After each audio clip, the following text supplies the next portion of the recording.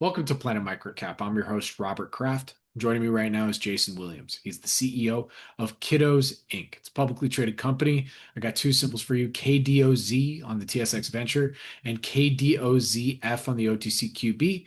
And Kidoz will be presenting at our upcoming investor conference, the Planet MicroCap Showcase Toronto, in partnership with MicroCap Club, taking place October 21 through 23, 2025 at the Arcadian Loft in downtown Toronto. For more information or register to meet with Jason and the team, please do so at planetmicrocapshowcase.com.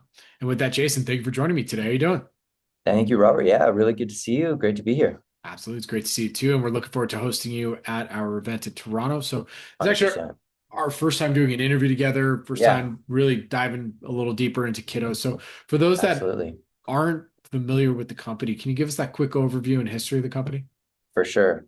Kidoz is a software company operating in the ad tech space. So we're an ad tech full stack developer and operator. We are profitable. We're going to be posting some incredible numbers this year as our 20 million plus investments, all expensed, has been really coming to market over the last few years and is really starting to fly. So we've got some big brands behind us that are spending on the platform, very protected and coveted position. And all systems go. The timing's great for our architecture, and we're super excited. Okay. All right. So we're gonna go down the rabbit hole of ad tech here today. As you can Please. probably imagine, I have interviewed, I can't tell you how many ad tech companies in my Okay, 10 plus years. So, from your perspective, what makes Kiddos unique and different compared to not just all of ad tech, but maybe sure. also some of your peers? What exactly does the company do? And then how is it Right. differentiated from your competition? Course. So first of all, one of the unique identifiers about Kidoz is that we operate exclusively on the in-app space. So it's in-app advertising. So that's number one. In-app is a great environment, particularly right now because it's protected against the AI attack that's creating this zero-click internet on the web. And so we're seeing a lot of extra money flowing into in-app advertising. And we own a full stack solution. So not only do we have the DSP where we enter campaigns, we've got bidders, waterfalls, targeting, but we also own the critical piece, the SDK, which is what sits inside the apps. And most other SDK leaders are billion-dollar companies. Ourselves, we are small, undiscovered, but growing fast because we've grown out of a protected niche where we have a solid amount of revenue that we've been growing and paying our staff on and earning more and more trust with key brands. And so it's in-app full stack advertising technology. Absolutely. So I mean, this has been, apps been around now since, Of course. iPhone 1, 2006. There's now a lot more. So how is what you're delivering, different, and what is it about why these companies are choosing to work with you for these things that I'm sure they've had advertising on their platforms before, Right. but whether it Great is question. in the house or now going to you guys, like why you now? Like what's the value prop? Sure. So we've built our system completely data free. So it uses no data targeting whatsoever. So that forced us to do a couple of things. One, be entirely brand safe, and two, innovate and really lead the charge on contextual targeting, which is the front end of the targeting layer. And that is where we're excelling. And so any brand that comes with us is choosing to advertise without data, no data harvesting, which gives them pure brand safety. And we've got the best contextual targeting tools on the front end. So even very, very large partners that we work with, multi-billion-dollar companies, are asking us for targeting information based on our tools. So in layman's terms, if I may, um, Please. look, like for instance on YouTube, and we're just using them as an example. Sometimes Yeah. you'll get push stuff that you're like, why am I seeing this? What's going on? And may also not be age appropriate. So is what you guys are doing is you're saying, hey, look, work with us. We'll help deliver the ads that come in and make sure that whoever is using your app in that moment and getting those ads, it's, one, no data harvesting. Two, we'll make sure it's the age appropriate ad. They're not seeing, whatever it is for this. And like, are those is that really the main main value prop that why Yes, some of these brands want to work with you versus maybe just either doing it themselves or just maybe using like Google Ad or something like right. that?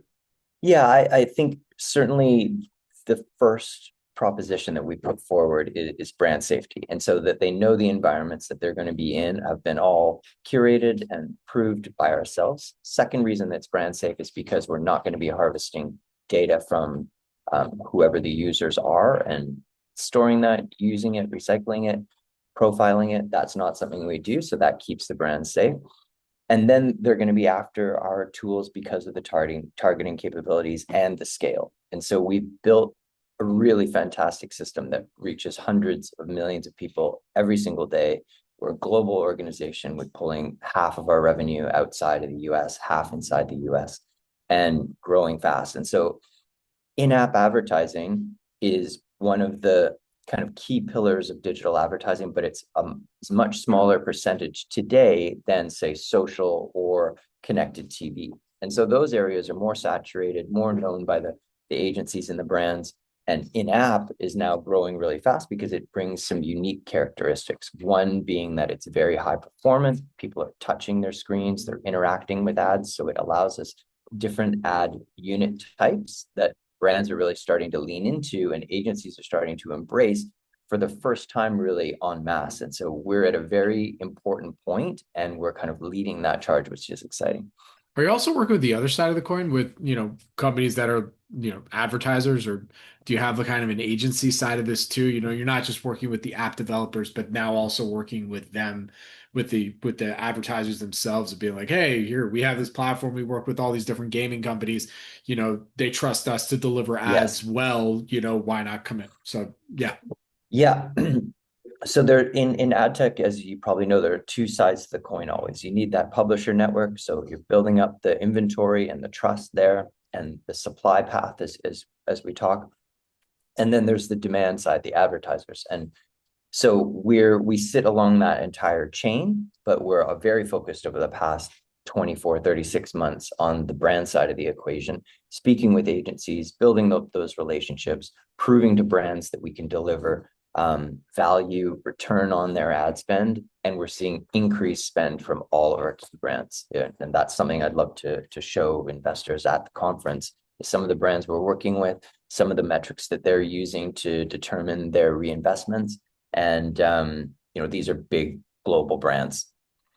One final follow-up and just playing devil's advocate here. I'm curious, what's the moat around your tech solution here? What's Right. stopping another, genius developer saying, "Hey, I could do that even better than Kidoz and let's give it a Sure. shot." Yeah, I mean, and that's the great thing about software is that software, I like to say that it's a bit of a black box. When you build that black box and that black box starts to make money, if you can keep paying and circling around your top team or all your technologists and you keep turning that over year after year, the black box gets better and bigger, more complicated, and it's very difficult for competitors to replicate it.